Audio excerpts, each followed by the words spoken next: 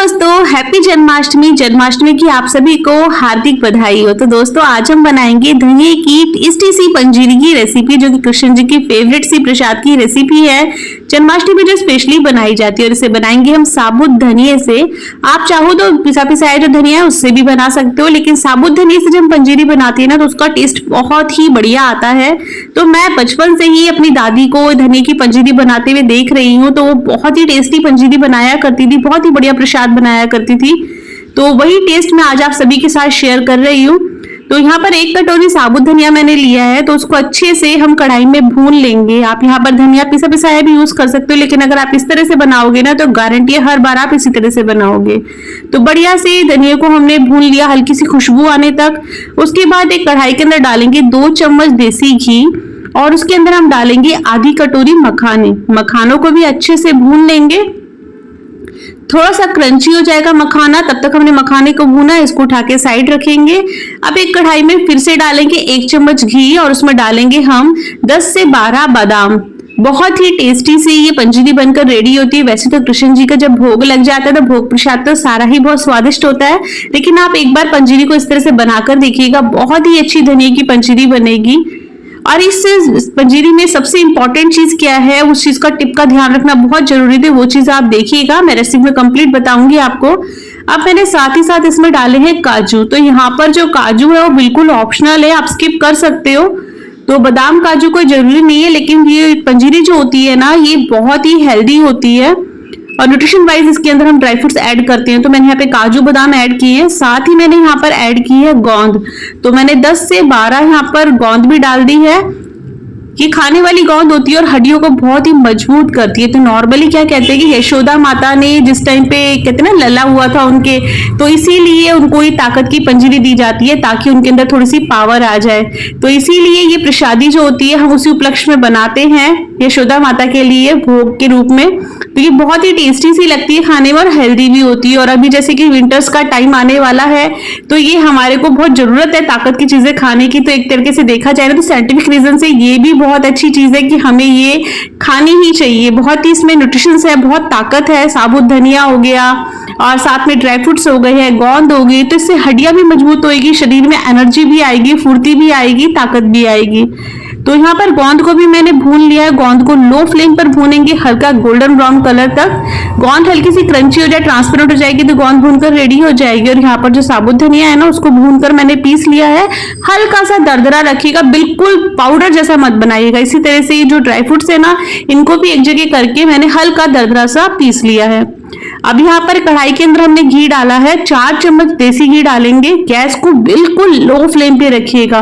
मैं आपको सच बताऊं, आप इस तरह से जब धनिया की पंजीरी बनाओगे तो पूरे घर में इस पंजीरी की खुशबू आ जाएगी, क्योंकि मुझे ये चीज बहुत ही अच्छी लगती है। जब याद आती है मुझे मेरी दादी की, जब मेरी दादी धनिया की पंजीरी बनाया करती थी ना जन्माष्टमी वाले दिन, तो इतनी खुशबू आती थी पूरे घर में। मुझे वो बचपन की वो बातें याद आ जाती है। मेरी दादी बहुत सारा प्रसाद बनाती थी पंजीरी का, और पूरे घर में ना इस पंजीरी की खुशबू हो जाया करती थी।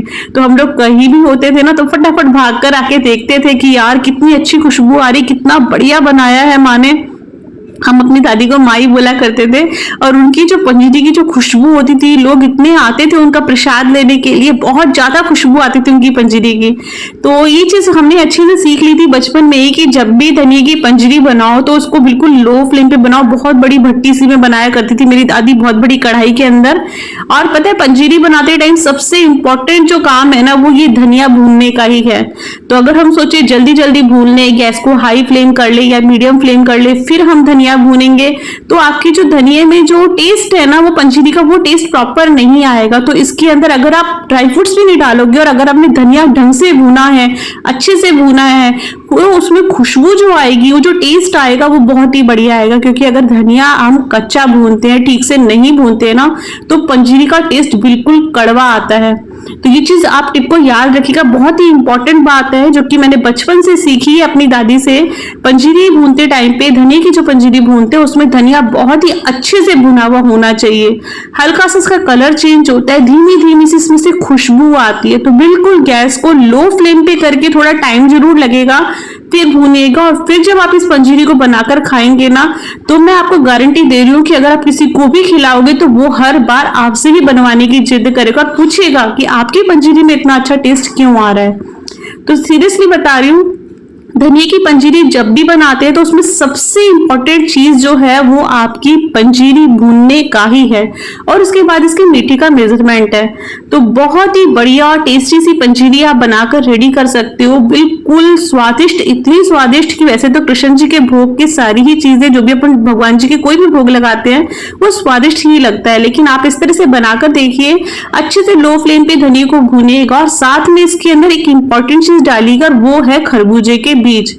इसका जो टेस्ट है ना पंजीरी में बहुत ही गजब का आता है। मेरी दादी भी इसको इस तरह से डाला करती थी। साथ ही इसमें हम डालेंगे नारियल का बुरादा। तो अब मैं इसमें डालूंगी 1/4 कप नारियल का बुरादा। यहाँ पर मैंने 1 कटोरी साबुत धनिया लिया था, उसको पहले भूना है। भूनने के बाद में हमने इसके अंदर पंजीरी को अलग से देसी घी डालकर फिर से धनिया को भूना है। तो भुनाई बहुत जरूरी है, अदरवाइज तो इसमें आपको टेस्ट कड़वा आएगा, फिर आप कहोगे तृष्णा आपने बताया नहीं। तो ये बहुत ही इंपॉर्टेंट चीज है। जब आप धनिया की पंजीरी बनाओ ना, मैक्सिमम लोगों की पंजीरी में जब टेस्ट कभी गड़बड़ होता है तो वो मेन टिप यहीं पर ही गड़बड़ आ जाती है कि यार अपन धनिया को फटाफट से भूनकर रेडी कर लेते हो। भाई नहीं, ऐसा मत करिएगा। प्रसाद बना रहे हो तो लो फ्लेम पे बनाइए, अच्छे से बनाइए, बढ़िया से भूनिए। और फिर इसके बाद इसमें डालेंगे हम किशमिश। किशमिश बिल्कुल ऑप्शनल है, आप स्किप कर सकते हो, पर इसके अंदर जो मगज के बीज है यानी खरबूजे के बीज है ना, वो स्किप मत कीजिएगा। और नारियल का बुरादा भी इस तरह से डालिएगा क्योंकि ये बहुत ही ताकत का होता है। इसमें कैल्शियम, आयरन, सभी चीजों में बहुत सारे न्यूट्रिशंस अवेलेबल है। तो मैं उसी हिसाब से डाल रही हूँ और ये सब चीजें मेरी दादी डाला करती थी, जिससे हमारी पंजीरी का टेस्ट बहुत अच्छा आता है। जब आप इसमें ना नारियल का बुरादा और मगज के बीज डालकर इसको भूनोगे, अभी थोड़ी सी पंजीरी जो है थोड़ी गर्म है, गैस बिल्कुल लो फ्लेम पे। और एक बहुत इंपॉर्टेंट चीज है, जिस टाइम आप धनिया भूनो ना तो जो कढ़ाई लो आप वो थोड़ी सी मोटे तले की लेना, बिल्कुल पतली तले की कढ़ाई मत लेना, मतलब हल्की वाली मत लेना, भारी कढ़ाई लेना, अदरवाइज तो धनिया ठीक से भून नहीं पाएगा। अब इसमें डाली है मैंने थोड़ी सी काली मिर्ची कूटी हुई, तो 10 से 12 काली मिर्ची जरूर डालिएगा, कूट कर, दरदरी सी कूटिएगा, पाउडर मत डालिएगा। अब इसमें जो हमने जो ड्राई फ्रूट्स हमने भून कर रेडी किए थे वो इसमें इंक्लूड कर देंगे। साथ ही इसमें डालेंगे बूरा, ये पिसी हुई चीनी है, या बूरा या तगार जो भी आप डालना चाहो, या मिश्री भी डाल सकते हो अगर आप चाहो ना, मिश्री धागे वाली, उसको पीस कर भी आप ऐड कर सकते हो। तो यहाँ पर जितनी कटोरी हमने साबुत धनिया का पाउडर लिया था ना, उससे थोड़ा सा कम या उसके बराबर आप इसके अंदर ये मिठाई डाल सकते हो। मीठे के अंदर मतलब बूरा ले सकते हो, तगार ले सकते हो, मिश्री को धागे वाली को पीस कर इसमें ऐड कर सकते हो। अच्छे से मिक्स कर लेंगे सभी चीजों को डालकर बढ़िया से। मेरी दादी क्या करती है, ऐसे जैसे मैं बिल्कुल वैसे ही बता रही, तो मुझे आज मेरी दादी की बहुत याद आ रही है आप लोगों से इस तरह से बोलते हुए। हथेली में अच्छे से इसको लेकर इसमें जो बूरे के थोड़े थोड़े पीसेस है ना वो भी फूट जाएंगे और अच्छे से सभी चीजें मिक्स हो जाएंगी और बहुत ही बढ़िया इसका टेस्ट आएगा। शानदार सी इसमें से खुशबू आ रही है। वैसे तो प्रसाद की खुशबू ऐसे ली नहीं जाती है, लेकिन क्या बोले कि इसकी खुशबू अपनी आप ही सब जगह फैल जाती है। तो आप इस रेसिपी को जरूर ट्राई कीजिएगा, इस तरह से बनाकर देखिएगा और मुझे अपने कमेंट करके बताइएगा। फिर मिलेंगे न्यू टेस्टी अच्छी सी रेसिपी के साथ, तब तक के लिए बाय दोस्तों।